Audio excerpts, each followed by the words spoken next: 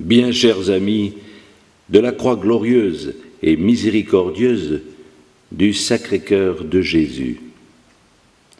Le secret, c'est à l'autel qu'il réside. C'est dans le sacrifice de Jésus, immolé pour nous à la Sainte Messe, devenu notre victime d'expiation qu'il faut le chercher. Oui, voilà le soleil de l'Église catholique qui dissipe les nuages et rend au ciel sa sérénité. Voilà l'arc-en-ciel qui apaise les tempêtes de l'éternelle justice. Maintenant, enrichi de ce trésor protecteur, le fruit de la Sainte Messe entre les mains, nous surabondons d'espérance. Le paradis est à nous, et une seule chose nous en écarterait, notre perversité calculée. Baisons-les avec amour, ces saints autels, brûlons autour d'eux l'encens et les parfums, mais surtout environnons-les de vénération et de respect, puisqu'ils nous procurent tant de si précieux biens. Saint Thomas nous dit que nous avons 4 obligations principales envers Dieu, dont chacune est infinie. La première est de louer et d'honorer son infinie majesté, infiniment digne d'honneur et de louange. La seconde est de satisfaire pour tant de péchés que nous avons commis. La troisième, de le remercier pour tant de bienfaits que nous avons reçus de lui. La quatrième, enfin, de lui demander les grâces qui nous sont nécessaires. C'est pour cela que l'hommage et l'honneur que nous rendons à Dieu par lui à la messe sont infinis. C'est lui-même qui est l'offensé. Et malgré cela, non content d'avoir payé pour vous dans les tortures du calvaire, il vous a remis et il entretient parmi vous à votre usage cette autre source de satisfaction continuelle qui est le saint sacrifice. Là, il renouvelle l'immolation que sur la croix il fit de sa divine personne en rachat de nos fautes.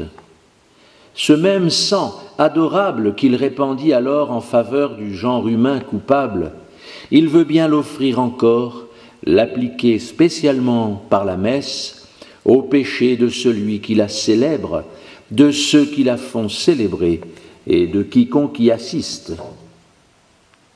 En général, comme le dit clairement saint Augustin, si quelqu'un entend dévotement la messe, il ne tombera point dans le péché mortel et les péchés véniels lui seront remis, car la messe a une valeur infinie, elle donne à Dieu une satisfaction infinie.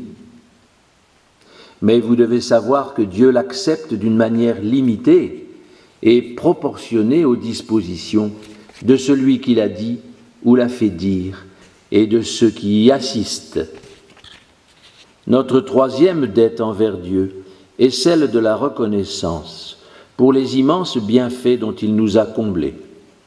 Réunissez toutes les faveurs, toutes les libéralités, toutes les grâces que vous avez reçues de lui, bienfaits selon la nature et selon la grâce, bienfaits du corps et bienfaits de l'âme, vos sens, vos facultés, votre santé, votre vie, et puis la vie même de Jésus, son divin Fils, et la mort qu'il a souffert pour nous, toutes ces choses augmentent outre mesure notre dette envers Dieu.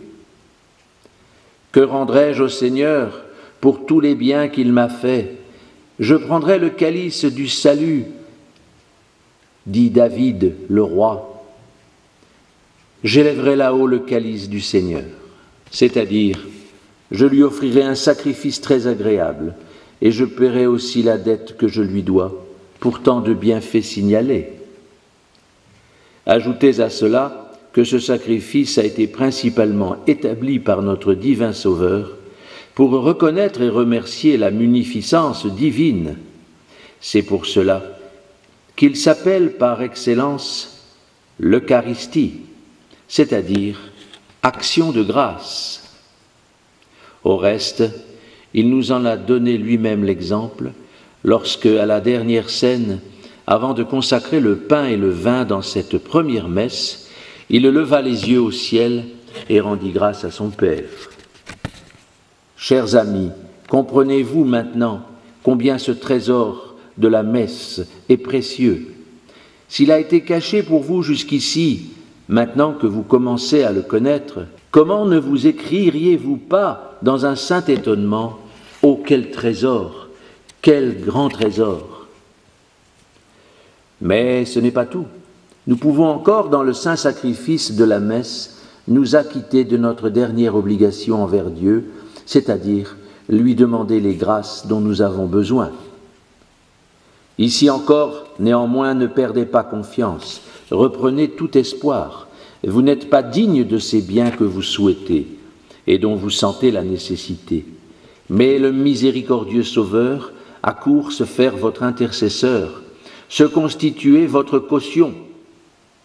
Pour vous, il a acquis des mérites infinis.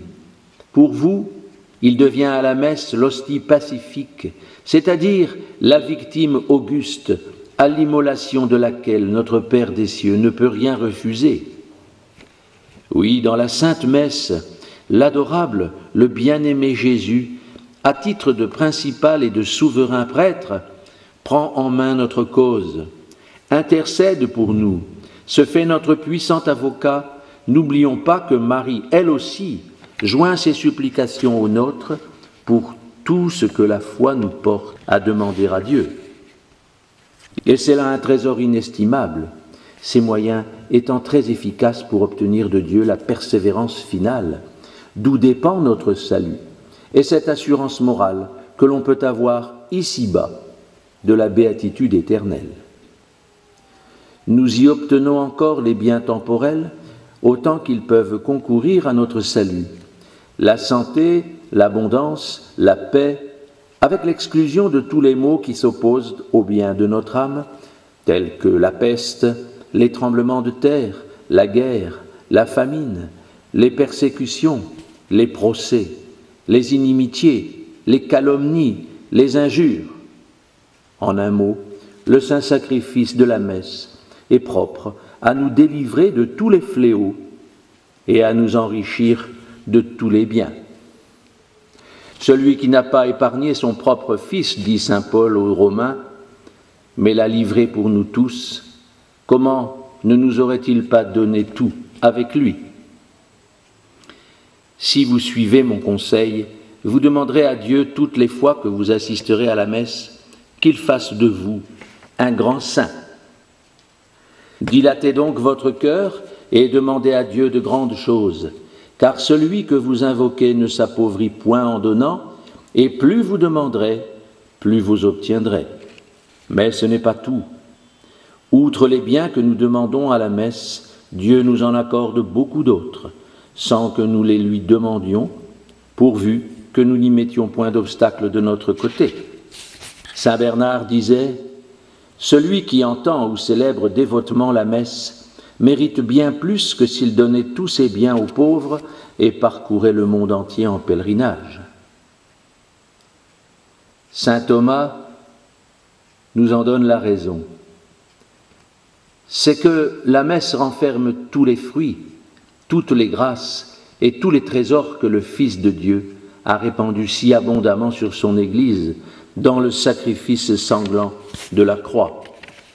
Une seule messe suffirait pour obtenir la conversion de tous les musulmans, de tous les hérétiques, de tous les schismatiques, en un mot, de tous les infidèles et de tous les mauvais chrétiens, pour fermer les portes de l'enfer à tous les pécheurs et ouvrir celles du purgatoire à toutes les âmes qui souffrent.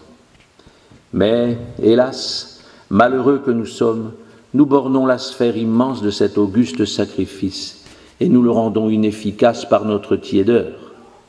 Alors, imitons les anges qui, au dire de saint Jean Chrysostome, descendent en foule du ciel pendant qu'on célèbre la Sainte Messe, et ils se tiennent auprès de l'autel dans un saint respect, attendant que la messe commence, afin d'intercéder pour nous plus efficacement, car ils savent bien que c'est là, le temps le plus opportun et le moment le plus propice pour obtenir les grâces du ciel. Bien chers amis de la Croix glorieuse, que la bénédiction de Dieu descende aujourd'hui sur vous tous. Amen.